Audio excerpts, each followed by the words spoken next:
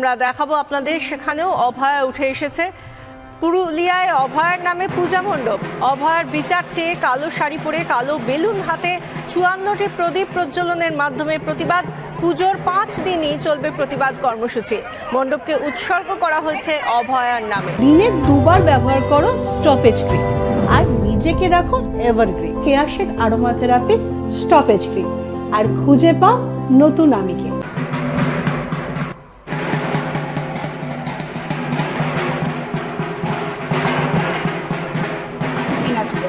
54টা প্রদীপ প্রজ্বলন হচ্ছে এখানের ভেতরে। 54টা বেলুনও আছে, 54টা উই ওয়ান্ট জাস্টিস লেখা। সাথে আমাদের ব্যান্ডস দেখতে পাচ্ছেন।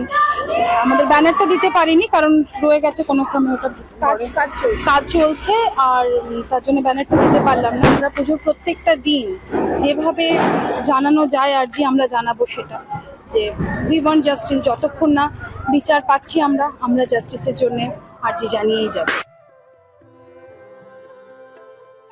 আজকে আমাদের প্রতিবাদের রং কালো। আমরা প্রত্যেকেই কালো শাড়ি, প্রত্যেকেই কালো বেলুন, আমাদের ব্যান্ড কালো। পুজোর মধ্যেও কালো ভাব অবশ্যই থাকবে, কালো ব্যাচ থাকবে।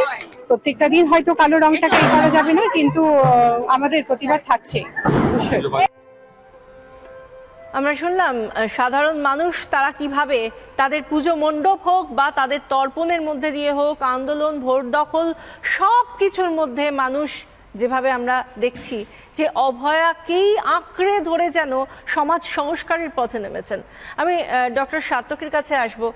আপনার কাছ থেকে একটা বিষয় জানতে চাইবো, একটা উপলব্ধি তো হয় মানুষের, এই যে এতগুলো 50 দিনের বেশি সময় ধরে যে উপলব্ধিটা আমরা প্রত্যেকটা সাধারণ মানুষ করছি, একজন চিকিৎসক হিসেবে আপনার কি মনে হয়, গর্ববোধ হয় কি যে সমাজ সংস্কারের পথে 1 কদম করে 2 কদম, 2 কদম করে 4 কদম, তা অনেকটা এগিয়ে যেতে পেরেছেন, চিকিৎসকরা প্রথম সারিতে রয়েছেন? হ্যাঁ, অবশ্যই।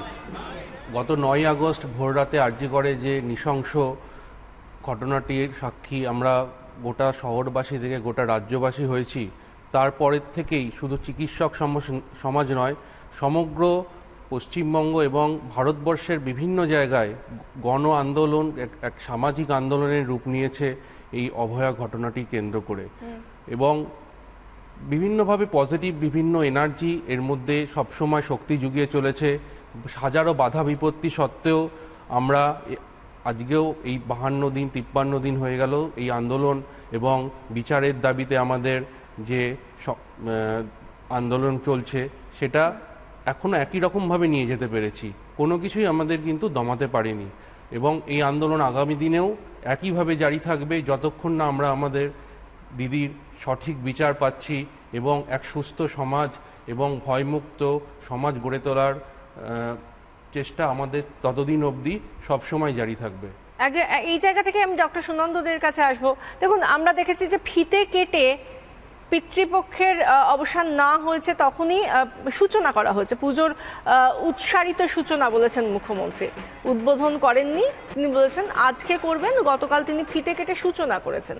তো এই সূচনা মানে তো নাচে গানে একটা উৎসব, আনন্দকে আবাহন জানানো, কিন্তু মানুষ যারা তর্পণ করতে এসেছেন তাদের মুখ থেকেই শুনলেন যে আনন্দটা নেই।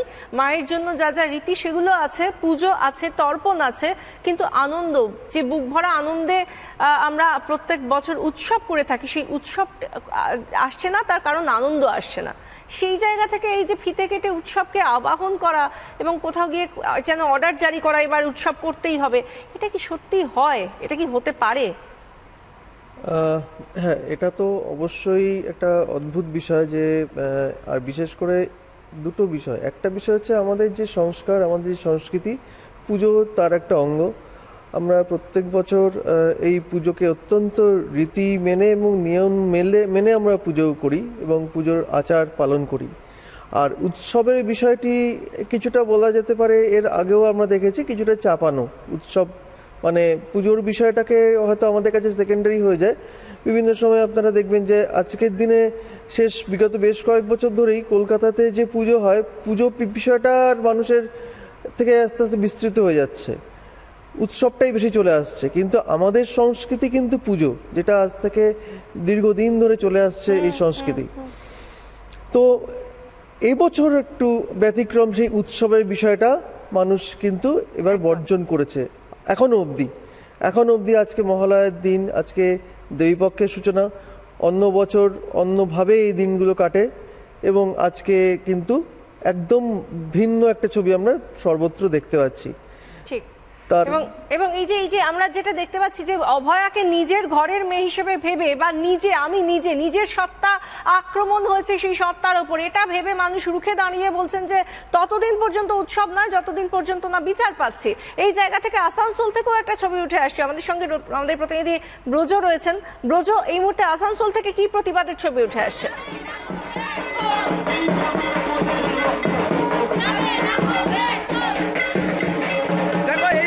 আমি যেখানে দাঁড়িয়ে আছি সেটা হচ্ছে যে আসানসোলের যে চিত্তরঞ্জন দেশবন্ধু মহাবিদ্যালয়, সেই দেশবন্ধু মহাবিদ্যালয়ের যারা প্রাক্তনী তারা আজকে এই মহালয়ার সকাল দখলের যে প্রোগ্রাম, সেই প্রোগ্রাম নিয়েছে। এবং তোমাকে আমি দেখাবো, দেখো মহালয়ার যে সকাল, সেই সকালে কার্যত যারা প্রাক্তনী তারা কিন্তু তাদের যে প্রতিবাদ কার্যকর ঘটনা, সেই প্রতিবাদে তারা মিছিল করছে, তারা বিক্ষোভ করছে, তারা অবস্থান বিক্ষোভ করছে এবং সকাল থেকে এই প্রোগ্রাম কিন্তু চলছে। এই মুহূর্তে দেখো চিত্তরঞ্জনের যে রাস্তা, সেই রাস্তায় কিন্তু তারা একদিকে ভোট দখল কর্মসূচি আসানসোলে, সেখানে ঢাক ঢোল পিটিয়ে রীতিমতো উৎসব নয়, সেখানে আন্দোলন, সেখানে প্রতিবাদের ধ্বনি প্রতিধ্বনিত হচ্ছে। আর সেই জায়গা থেকে বাঁকুড়ার ছবিটাও দেখার চেষ্টা করব। অভয়ার জন্য তর্পণ, আমাদের প্রতিনিধি রয়েছেন আমাদের সঙ্গে।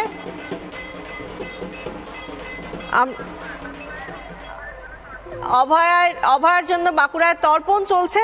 পিতৃপক্ষের অবসানে যেরকম ভাবে দেবীপক্ষের সূচনায় পিতৃপুরুষের উদ্দেশ্যে তর্পণ, সেরকম একইভাবে অভয়ার জন্য তর্পণ চলছে। সেই ছবিটা বাঁকুড়া থেকে উঠে আসছে, সেই ছবিটা আমরা দেখতে পাচ্ছি।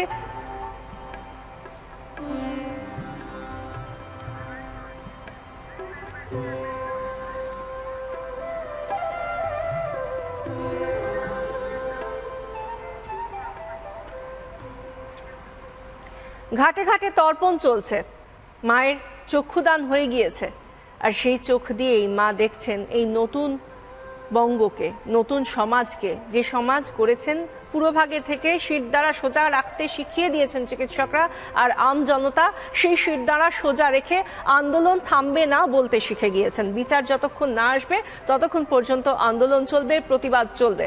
আর এই অঙ্গীকার আমরাও করেছি, যতদিন না পর্যন্ত অভয়া বিচার পাচ্ছে ততদিন পর্যন্ত আমরাও প্রশ্ন করা থামাবো না।